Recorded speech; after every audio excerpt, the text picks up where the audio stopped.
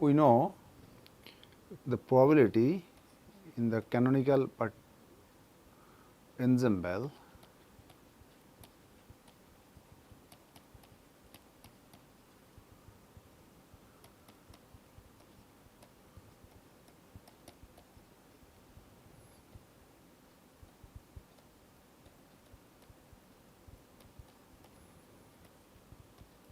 we define probability by Pj, which is function of n, v and t,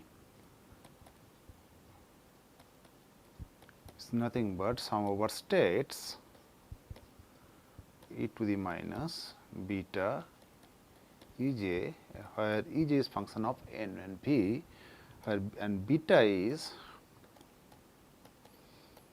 1 by kVt. Now, Ej is nothing but we can write epsilon 1j plus epsilon 2j like this, and we have n number of particles in our system. So, it goes up to epsilon nj, where epsilon 1j is the energy of particle 1 in the jth state. Similarly, epsilon 2j is the energy of particle 2 in the jth state, and so on. Now, if we substitute the value of Ej into Pj, we get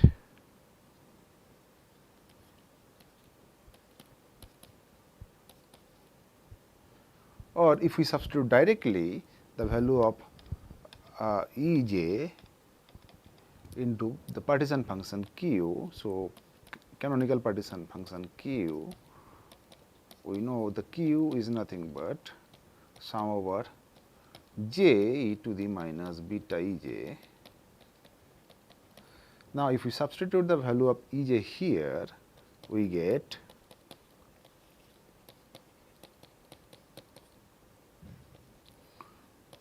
sum over j e to the minus beta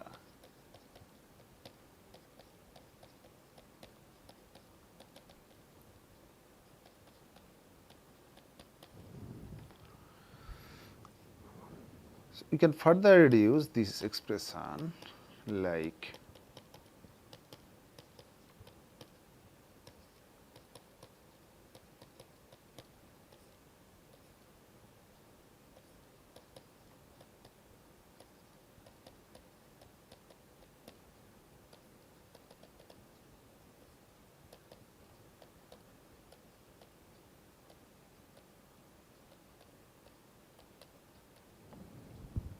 this. Okay.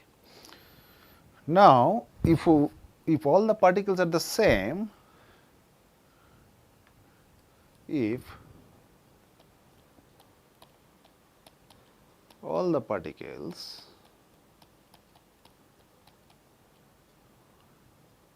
are the same,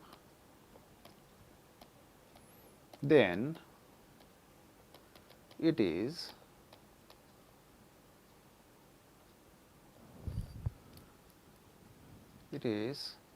not necessary or not necessary to level them, right. So, we can omit 1, 2, 3 those terms. So, we can write q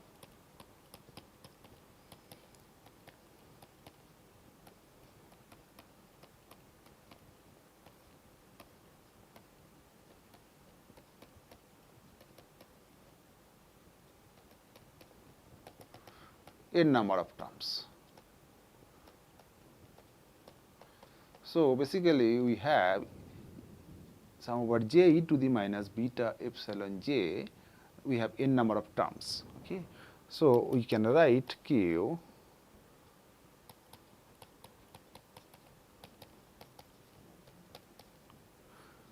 like sum over j, where j is number of states,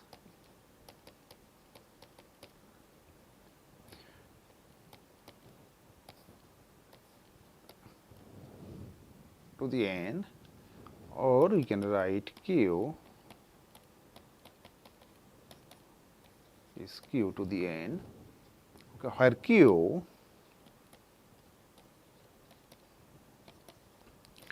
is nothing but sum over e to the minus beta epsilon j. Note that here the epsilon j value depends only on volume, unlike that in Ej, where Ej was a function of n number of particles as well as volume V.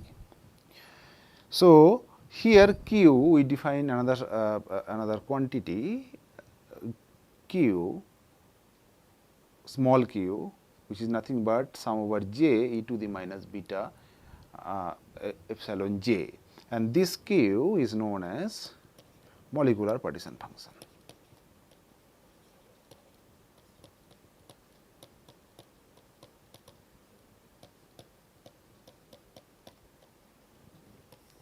Or partition function of a single molecule. Remember here we considered particles are distinguishable. Okay. So, for distinguishable particles we obtain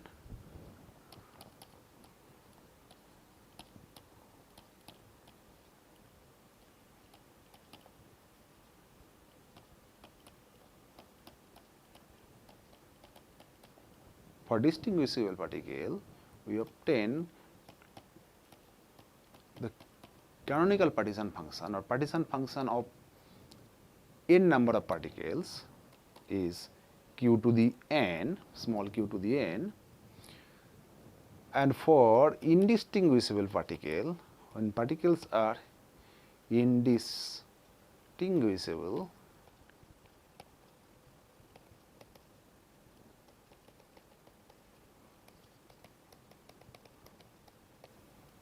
we have one factorial n term in the denominator.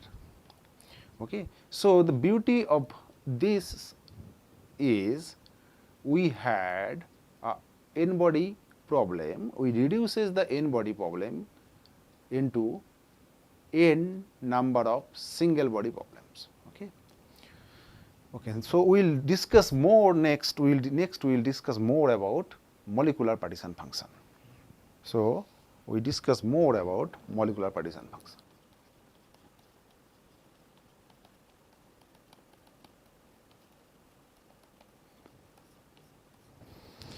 Okay, suppose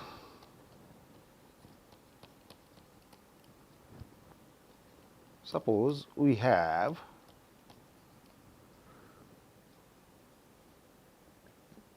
total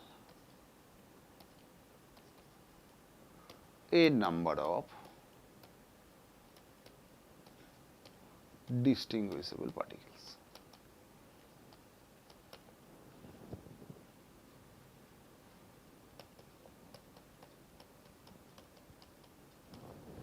So, out of this capital N number of distinguishable particles, so out of n number of particles,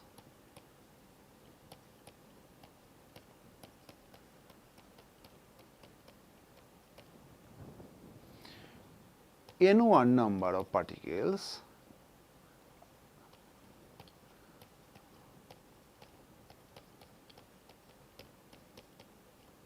are present in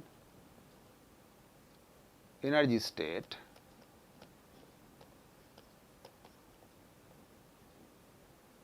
epsilon 1.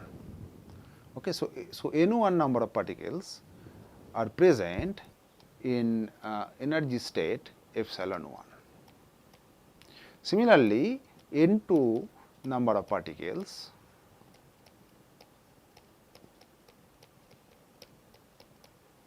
are present in energy state epsilon 2 and so on. So, we can write sum over I Ni is nothing but capital N, which is constant. So, suppose this is our equation number 1 and sum over I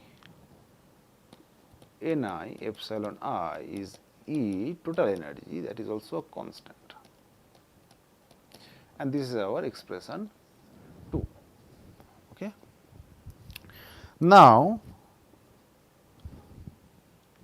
a general configuration. So, now we are distributing capital N number of particles in different energy state. So, a general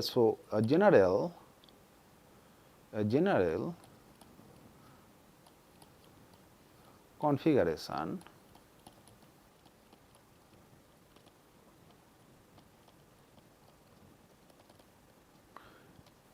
can be achieved in W different ways. So, W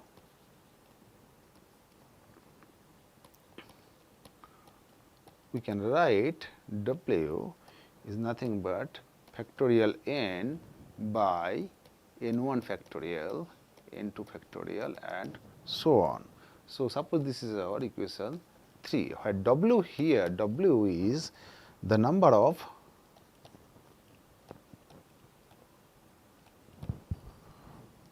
microstates corresponding to the given distribution.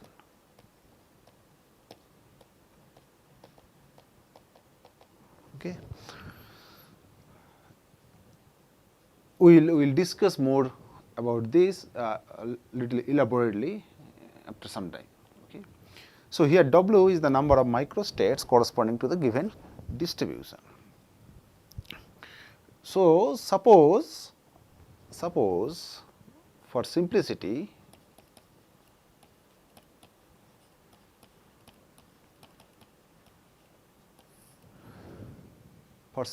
suppose we have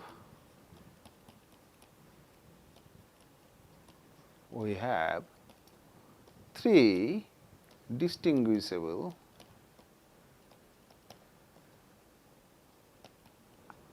particles, or rather 3 distinguishable, we can consider 3 balls, red, we say red is R, blue, we denote blue as B, and so we have yellow ball, and we define yellow by Y. So, suppose we have 3 balls and they are distinguishables. You can distinguish those balls by their colors, like one is red ball, one is blue ball and another is yellow ball. Okay. And we have 3 baskets. Okay. We have 3 baskets and we have 3 baskets. So, how many ways we can distribute the balls? Okay. So, in first case we have all 3 balls in basket 1. Okay. So, we consider 3 basket as basket 1 or small b1, small b2 and small b3, like these are the 3 baskets.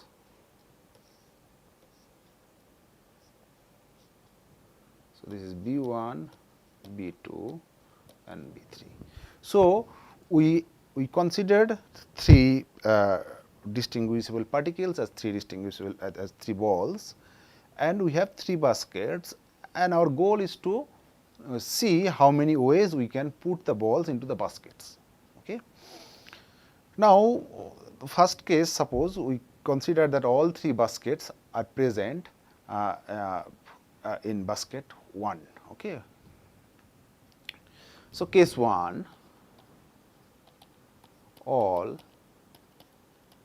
three balls are present in basket B1. Okay, so we have three baskets here as we defined. So, we have three baskets B1, B2 and B3, and all three balls like blue, red and yellow. Okay. So, all three red, blue, red, blue, yellow. So, all three balls are present in basket 1. Okay. So, how many ways we can put? How many ways we can put these three balls in basket 1? That is W. So, W is, in this case, we have total three particles here. So, this is factorial 3, and all particles are in a given state. Here the state is basket B1. So, that is your N1 is 3 here, and N2 and N3, rather here B2 and B3 0 0. So, we get only 1. So, in only one way we can put all the three balls in basket B1. Next, we consider another case. The two balls are present in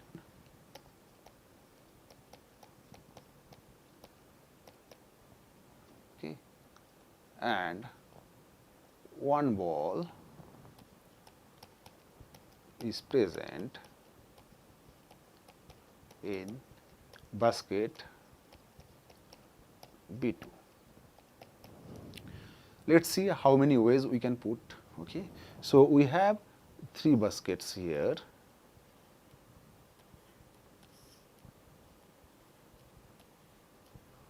B1, B2 and B3, and two balls are present in basket B1. So, first we will put ball R and ball B in basket B1 and Y in basket B2. Next, what we will do, we will keep R as it is, we will interchange B and Y.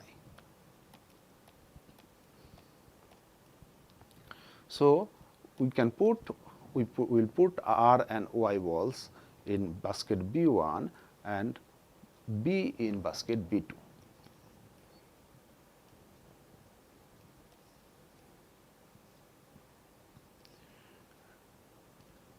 Next,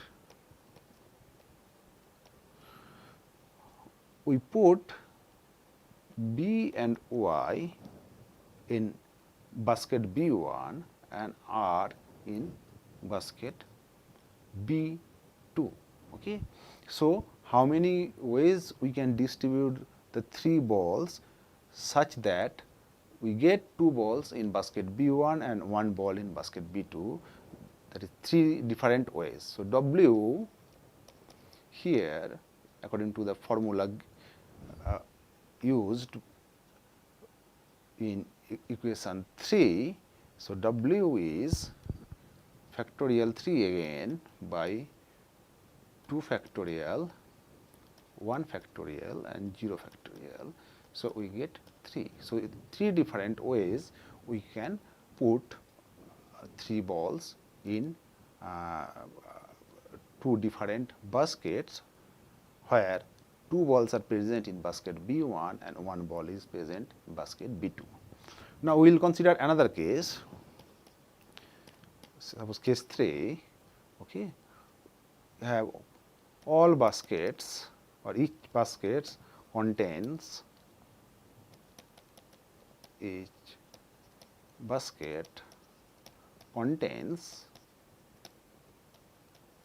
one ball.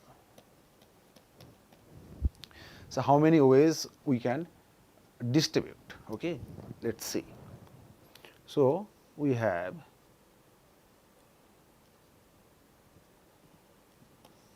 three baskets like B1, B2, B3. First we put ball R in B1, ball B in B2 and ball Y in B3. Now, we keep R as it is, we will interchange ball B and Y and we get configuration, another configuration like R, Y, B, right. Similarly, we can put ball B in basket B1 and ball R in basket B2 and ball Y in basket B3. Now, we keep B again unchanged and we interchange R and Y.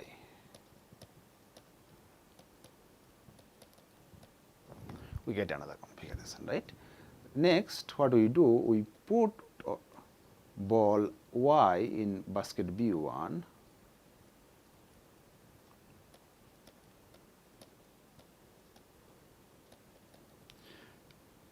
R in basket B2 and ball B in basket B3. Now, again we keep Y unchanged and we interchange ball R and ball B. So, we get configuration like Y, B, R. So, in 6 different ways we can put 3 distinguishable balls in 3 baskets. Okay. So, according to the formula we get W is factorial 3 by 1 factorial, 1 factorial, 1 factorial. So, we get 6. So, 6 different ways we can put 3 balls in 3 different baskets.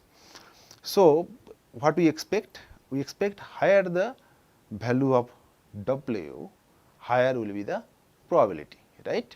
But we need to, this is true, but we need to satisfy equation 1 and 2. Okay. So, what I said is higher the weight W, higher will be the probability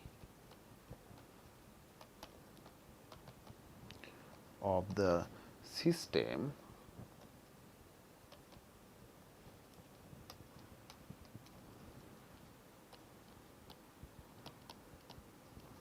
to be found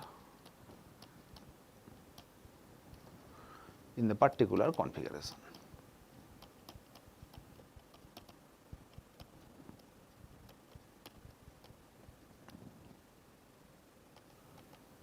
But we need to remember one thing, but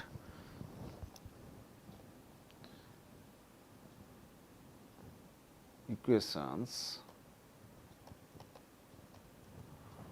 1 and 2 must be satisfied. Okay. So, what it says is we consider 3 balls in our examples. So, we cannot say okay, we will use only 2 balls, okay, because the 3 balls we considered in our examples are nothing but particles. So, consider 3 particles. So, we need to consider all 3 particles. The total number of particles, that is capital N we use, is a constant term. Similarly, total energy or sum over I Ni epsilon I is constant. So, these 2 conditions must be satisfied. Then we need to consider higher the weight, higher will be the probability. Okay. So, we recall W is sum over n, n1 factorial, n2 factorial like this. So, we can take log ln W is ln n factorial minus ln n1 factorial minus ln n2 factorial, and it goes on. So, we can write ln W is ln n factorial minus sum over I ln ni factorial. Now, what we do, we use Stirling's approximation. Okay. So, by using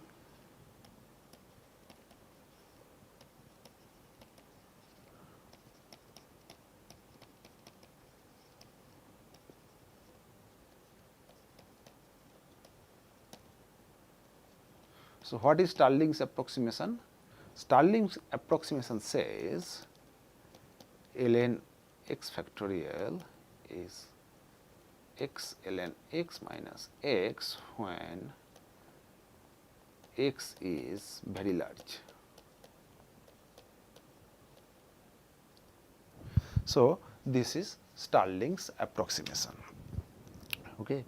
So, what we do, we will use Stirling's approximation because number of particles here is very large.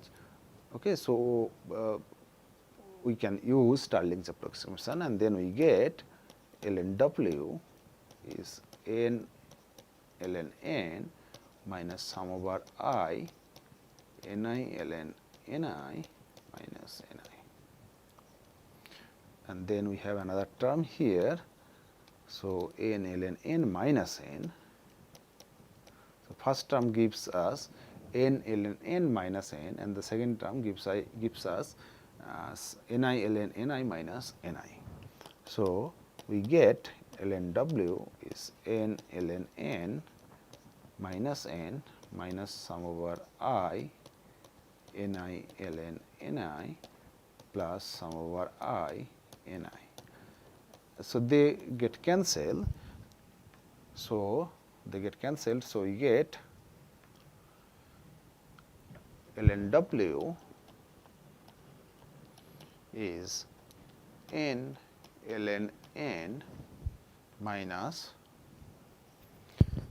ni minus sum over I ni ln ni. Okay. Next, what we need to do is we need to maximize W. Okay. So, in order to get the configuration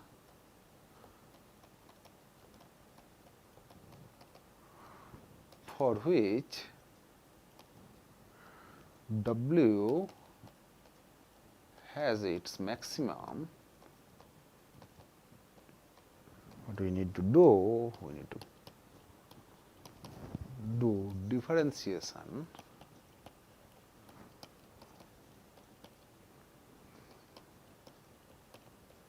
if we do the differentiation, we get this. Okay.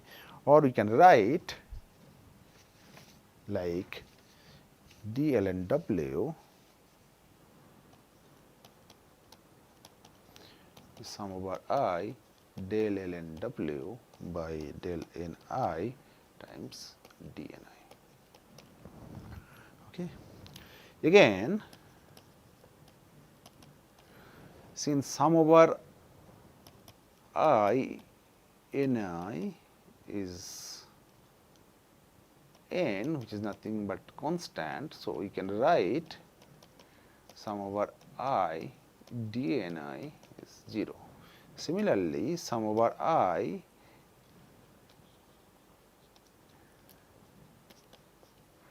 Ni epsilon I gives us E, which is also a constant. From there we can write sum over I epsilon I dni equals to 0. Okay. Now what we do, we can write here dln w sum over I del ln w by del n I dni plus alpha my sum over, okay, so we can take alpha inside here plus alpha minus beta epsilon I times, okay, times dni, okay, where alpha and beta or minus beta rather are Lagrange's multipliers.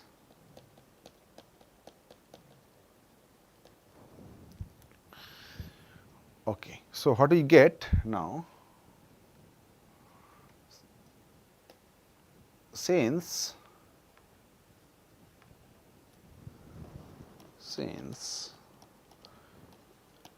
dni is not equal to 0, so we can write del ln w by del ni plus alpha minus beta epsilon I equals to 0, and this is true for every I value. Okay. So, from there you can write minus ln ni plus 1 plus alpha minus beta epsilon I gives us 0. Okay. So, since number of particles in a given state, that is ni, is very large, we can omit 1. Okay. So, we can write minus ln ni plus alpha minus beta epsilon I is 0, because 1 can be neglected.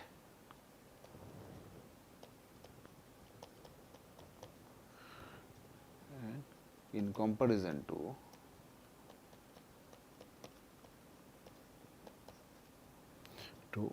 number of particles ni. Okay, so what do we get? We get ni is e to the alpha minus beta epsilon I. Okay. Now, or we can write ni is e to the alpha e to the minus beta epsilon I. Now, so this is the expression we have obtained. Now, sum over I, ni is nothing but total number of particles n. So, we can write sum over I e to the alpha e to the minus beta epsilon I is n. So, we get e to the alpha is n by sum over I e to the minus beta epsilon I. So, this is the value of e to the alpha we have got. Now, if we substitute e to the alpha into the expression of ni above, we get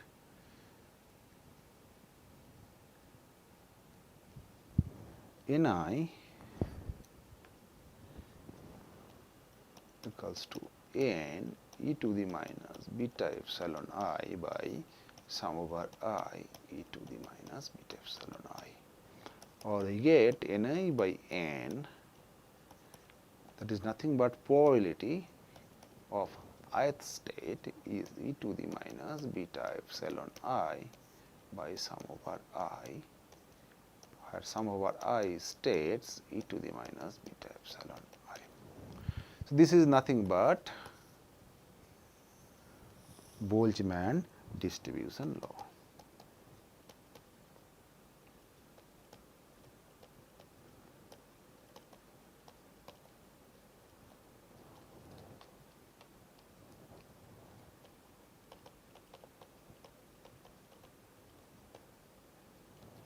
So, we get Ni by n is sum of e to the minus beta epsilon I by sum over I, where I is nothing but states minus e to the minus beta epsilon I. So, if we consider degeneracy, okay, so we can write, so this is for some of our states, or we can write Ni by n is e to the minus beta epsilon I gi times sum over I, here I is sum over levels gi e to the minus beta epsilon I. Okay. So, if we consider degeneracy, we arrive at this expression where gi is the degeneracy of ith state. Okay. Next we consider, so what we need to do at this moment. Okay, so what we get, we discuss so far Q which is function of number of particles, volume and temperature, is sum over j e to the minus beta Ej, where Ej is function of n and v, and we deduced, and we also deduce q nvt is nothing but q to the n for distinguishable particles,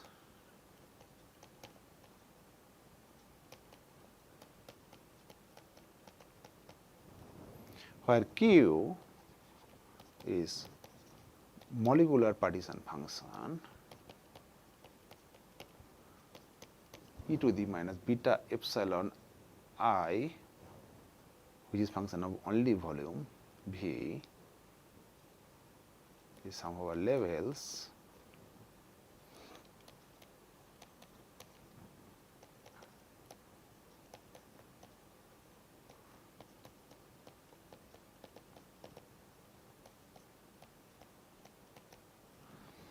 So, what is our goal? Our goal is to calculate different thermodynamic properties. Okay. In order to do that, we need to calculate partition function of n number of particles or capital N. So,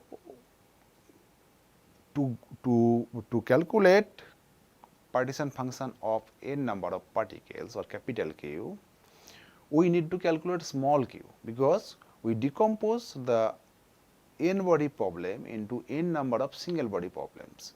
So, our goal is to calculate now molecular partition function. If we know the molecular partition function, we can calculate capital Q. So, if we know small q or molecular partition function, we can calculate capital Q. Once we get the capital Q, we can calculate different thermodynamic quantities. So, our goal at this moment is to calculate small q or molecular partition function. Right. So, for this we consider the simplest system one can think of. Okay. The simplest system is ideal monoatomic gas. So, ideal means there is no interaction between the particle, ideal gas means, and then monoatomic means the particles, they do not have any vibrational and rotational degrees of freedom. They have only transitional degrees of freedom, electronic degrees of freedom and nuclear degrees of freedom. Okay. So, we consider the simplest system one can think of, that is ideal monoatomic gas. So, we consider, so next we discuss ideal monoatomic gas. Okay. So, a monoatomic gas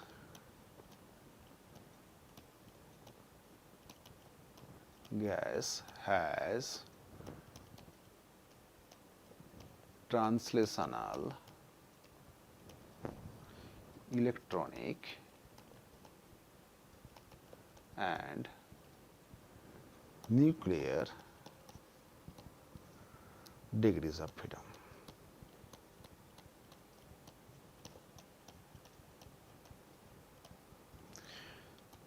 The translational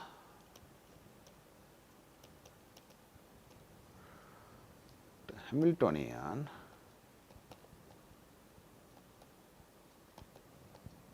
is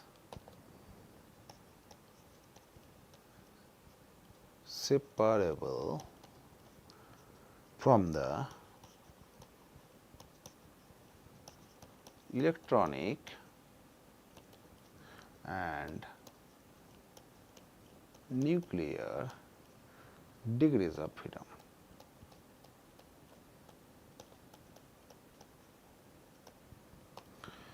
And electronic and nuclear Hamiltonians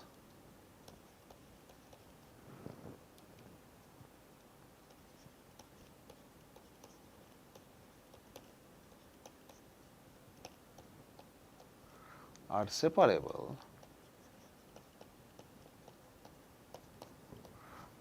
to a very good approximation.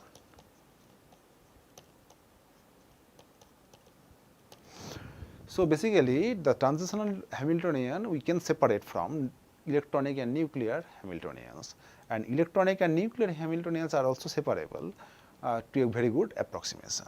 So, we can write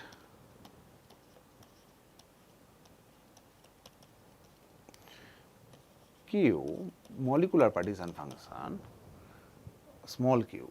Okay. So, small q we will always use small q as molecular partition function. Okay. So, we can write q trans times q elec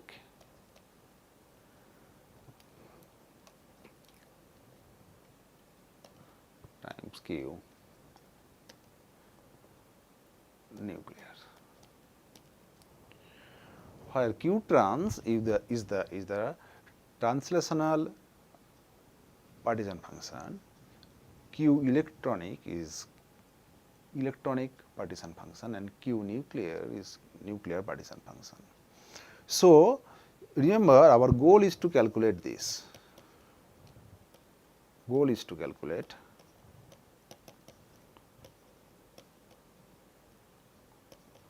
calculate small q. In order to calculate small q, we need to calculate q trans, q electronic and q nuclear. Okay. So, once we calculate q trans, q electronic and q nuclear, we can calculate small q for ideal monatomic gas. Once we get small q or molecular partition function, we can calculate capital Q.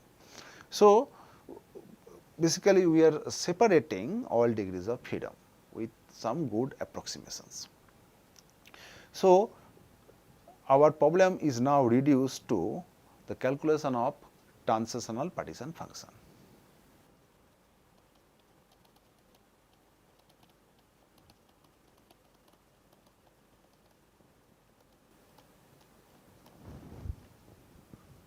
In order to calculate the translational partition function, we consider particle in 3-dimensional box.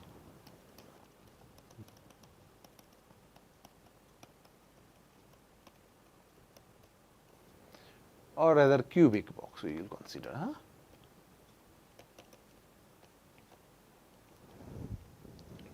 Of edge length, suppose edge length is A. Okay. So, the expression for energy in particle in 3-dimensional box is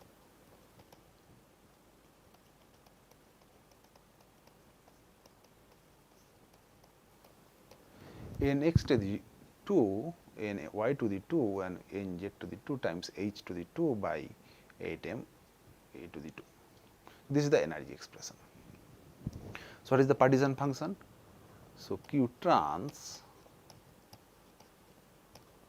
is sum over nx ny, or rather we can write like this, nx times ny times nz e to the minus beta epsilon nx ny nz, and the value of nx ny and nz varies from, starts from 1 to infinity. Okay.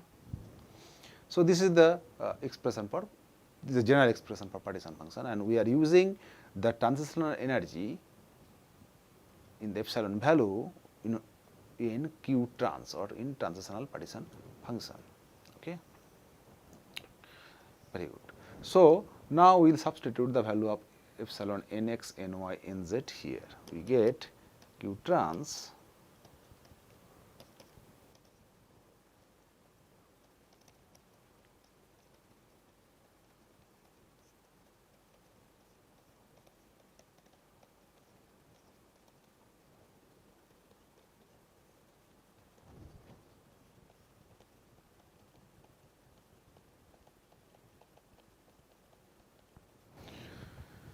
So, if you substitute, if we suppose substitute the value of epsilon nx ny nz here, we get this. Okay. Or we can write Q trans is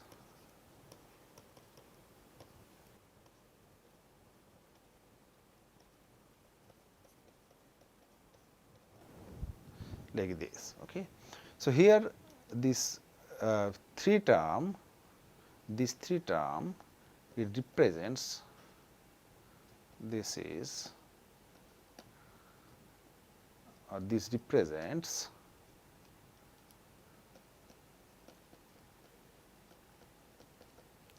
the dimensionality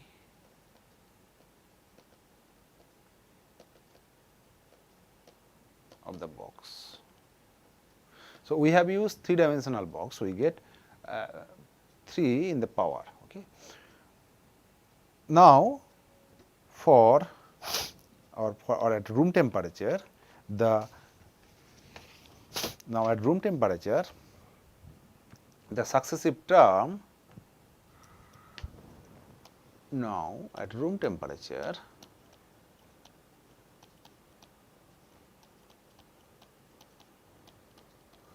the successive terms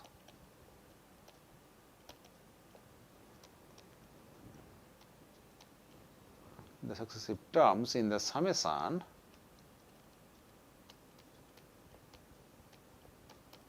summation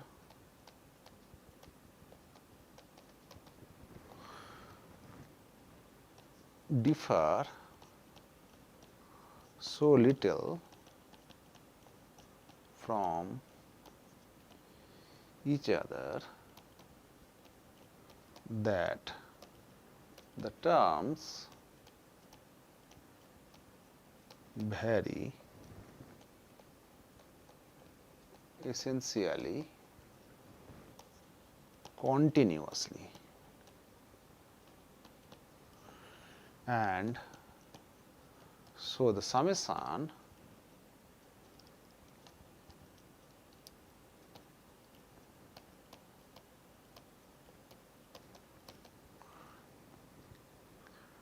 can be replaced by integral or integration.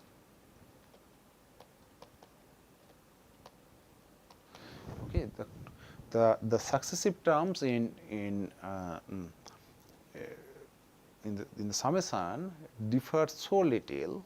Okay, so the gap between the two transitional level is very small at room temperature compared to the value of KBT, that the terms vary essentially continuously. So, the summation can be replaced by integral.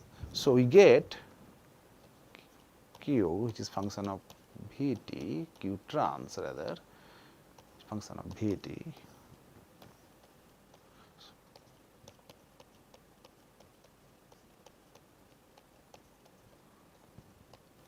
and if we do the integration, this is a very standard integration, we get twice pi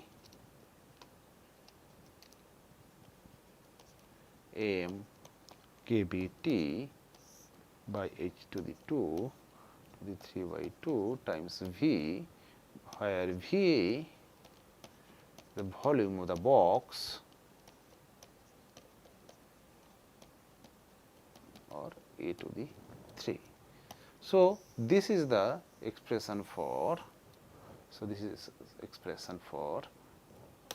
translational partition function. Now, we define a quantity lambda. So, suppose lambda is h to the 2 by twice pi m kBt to the half. Okay. So, if we consider lambda like this, so we write q trans is lambda to the 3 or rather V by lambda to the 3. Okay. So, this is the expression for translational partition function. Okay. So, what is lambda then? Okay. So, lambda, what is the unit of lambda rather? Okay.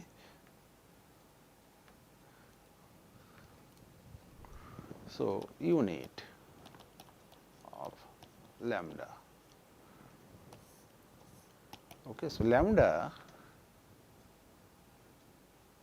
is h to the 2.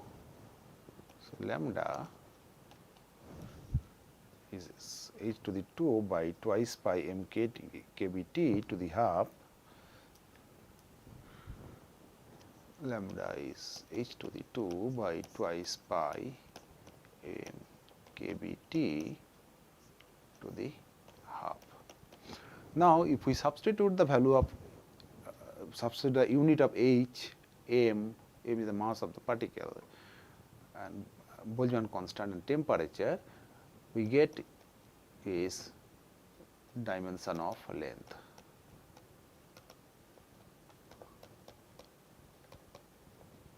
Okay. So, lambda has dimension of length.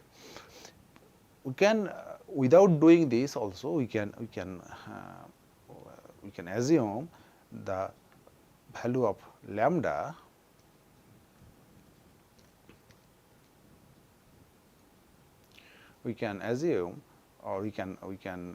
really predict the value of lambda from the expression q trans. Okay. So, we have q trans is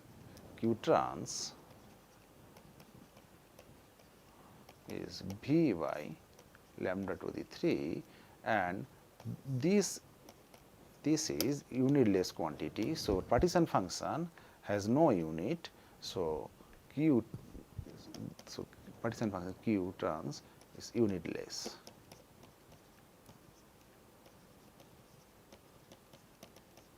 So, partition function has no unit. So, the lambda has unit of length. Thank you.